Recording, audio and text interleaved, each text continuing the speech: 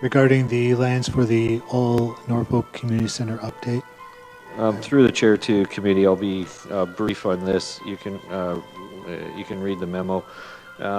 Essentially, this council directed staff to provide our counterparty with 90 days to pay the amount under the put clause and to return the deposit on the option land. They did return the deposit on the option land with interest, but they have informed us that they have a different view of the put clause, and they will not be at this time providing us with the funds requested by this council.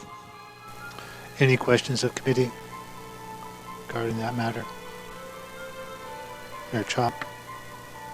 Well, I guess it's to council. I mean, are we interested in looking at some other options? I mean, this was something that, unfortunately, we predicted that the money was likely not to be there.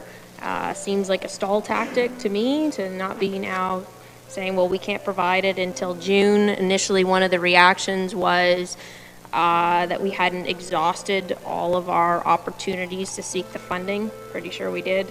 You know, there was a lot of talk for many months and all of the, you know, drama that surrounded the hub. To be quite honest with you, I actually would have pulled out of it months ago, but the challenge was we had a contract with one of the provisions specifically stated that we had to wait for the determination of funding.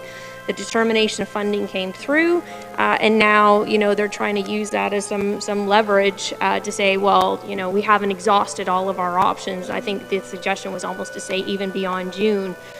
So, you know, we have a strategic thinker that's sitting in the room that had a viable plan that was presented to council to try to not only save us from being in this position, but to also try to make some money for the taxpayers. So I'm just wondering if maybe there might be an appetite from council to perhaps look at, maybe it's not a lot of time, and to sell a property like that you need a lot of time, but you know, there's no reason that they can't still be expected to pay, and you know, we look at moving the land in the meantime.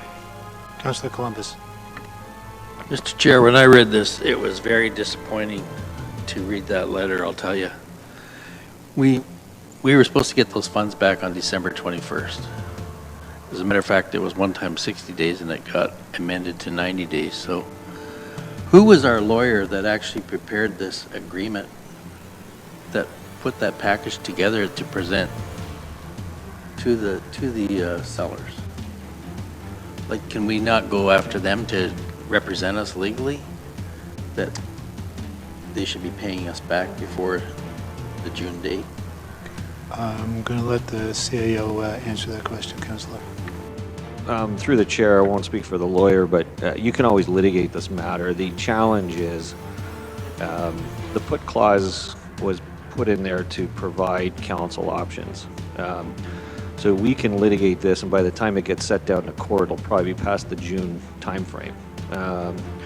And there's always a risk in any of those clauses, frankly, that your counterparty, something happens to your counterparty, a pandemic happens, there's all kinds of, you know, they could, you know, there's all kinds of things that could happen in that. That's why the one-sided put clause was put in to give council maximum options and freedom under it. There was no restrictions to what we could do with the land up until that point in time. And so, you know, other parties would argue that we never chose to mitigate our losses. We never chose to take reasonable steps that anybody else would have taken to potentially mitigate our options. So to try to go after the lawyer, they drafted an agreement that was appropriate. They gave us, you know, by putting in the put clause, it was designed to give us flexibility and options, and we chose not to use some of those for 90 days. My comment would be we still have some time. We can still mitigate our losses, and why not try to mitigate our losses now, and instead of pursuing an action, we can sue the developer potentially, but like I said, it's going to take far longer to sue the developer than just maybe we can go and do something on our own. Well, just to clarify for council though and the public, we may still need to sue the developer if there isn't a check waiting in June, which I also would be suspicious that that wasn't going to occur. I mean, this is what we tried to suggest. I mean, that was why we had a meeting. I had concerns about this happening from the beginning.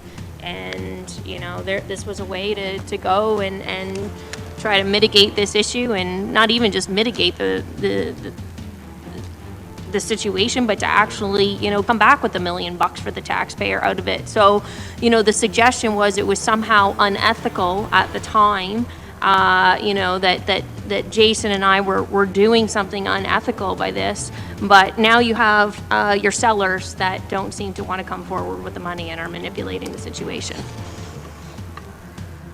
So when we did the terms of the agreement, I didn't have a suspicion necessarily that they weren't going to pay up.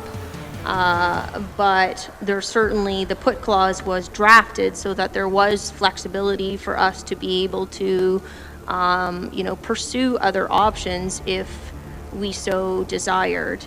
And, you know, given the grief that I have taken over this project almost exclusively, I will say that it was in fact my idea to put the put clause in to begin with. Otherwise, we would be sitting here right now owning a $3.2 million piece of land,